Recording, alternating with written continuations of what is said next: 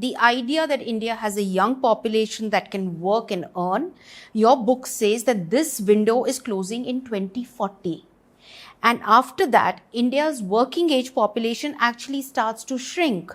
And you calculate that India needs to create 10 to 12 million new factory jobs every single year for the next 15 years consistently. So between 2000 and 2012, we managed 7.5 million. And now you're saying we need to double it. Is that even possible? It's possible. Let's look at it like this. First of all, let me just slightly correct your formulation. I'm not talking about necessarily factory jobs. I'm saying non-farm jobs. Okay. That the jobs should not be in agriculture. And the big tragedy is, and I guess we will come back to this because that's one of the quotes you began with, that we added 80 million workers to agriculture. Yes. Between 2020 and 2024, we'll come back to that. I won't say very much about that yet. The point is, in a developing economy, it's critical that if non-farm jobs grow, then the second synergy kicks in. Because if non-farm jobs grow when the GDP is growing, then the reason why incomes rise is because productivity in industry and services is higher than in agriculture. So you need to pull workers out of agriculture.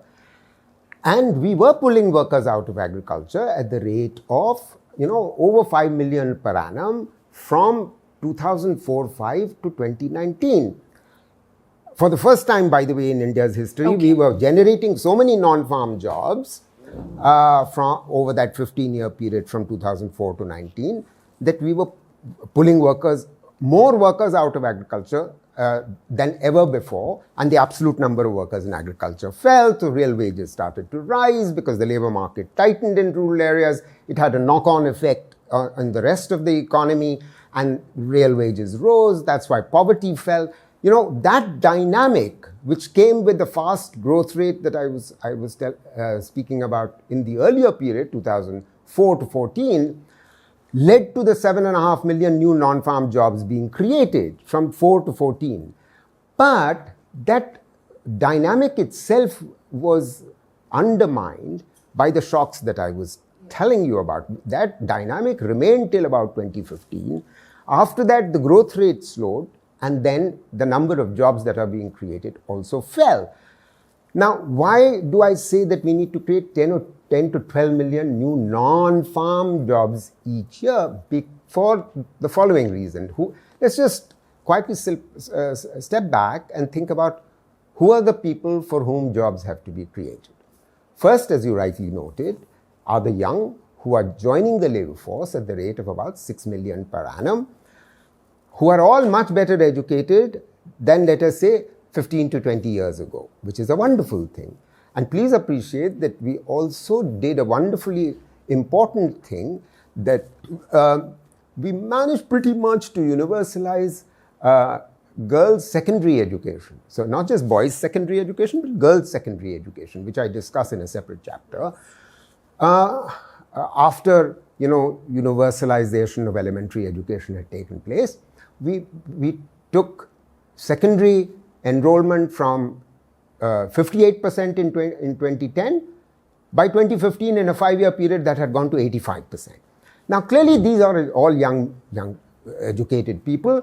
And at the same time, there was a massification of higher education because we took higher education enrollment from 11% in 2006 to about 27% in 2017, which is very good. Now, all these people were going to look for work. They're looking for work and they're not finding it. So that's one big chunk of people for whom non-farm jobs have to be won. They will not work in the rural sector. Why should they? Yeah, sorry. No, and there is also a very startling statistic in your book, Professor, where you've written that the unemployment rate among college graduates actually went above 30%. For engineering graduates, it went from 18 to 26%. For people with master's degree, it's actually gone up from 20% to 30%. So you're literally saying that you are more likely to be unemployed if you have a college degree than if you cannot read. Well, so how did we build an education system like this? Well, you have to appreciate the following. Those who have very low levels of education, please appreciate, are from very low levels of income. They come from background because they dropped out and they couldn't continue in education. So they have no choice but to do any work that is available. The educated, the higher the educated they are, come from households whose households can actually withstand and let them wait it out until they try and perhaps then fail and then take any job that's the first job that's available after 2 or 3 years of waiting. So that's why the open unemployment rate in most developing countries tends to be higher. This is the opposite of what happens in developed countries. That's the less important or interesting thing. The more important thing is that it doubled from 2012 to 2018, and then it's not actually fallen that much. And that's what's the tragedy. So the young who are looking for work clearly have aspirations, which aspirations are not being realized. But there are two other groups that I think I haven't managed to speak about, so let me speak about those.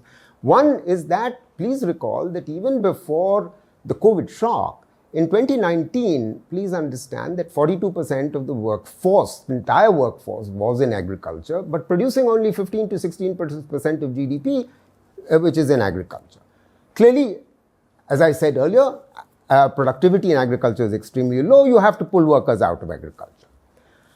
So we've now, since 2020 and 2024, we've added 80 million more workers to agriculture. Yeah. From 200 in 2019, it's gone to 280 million, which, as you rightly noted, is an unprecedented development in the history of the world. So we have to pull workers out of agriculture at a phenomenal rate, and they will obviously, because they are poorer, much poorer educated, and not all of them are poorly educated. Please appreciate that, the young girls who have gotten educated, or the youth, men, they are saying we are in agriculture because they are not getting non-farm jobs. That's the second big group. The third big group, of course, as you rightly noted, are those who are currently just unemployed. That number had already doubled and tripled over the last 10 or 12 years, and they have to be employed. So when you encapsulate all these, that's when you get to a number of 10 to 12 million per annum.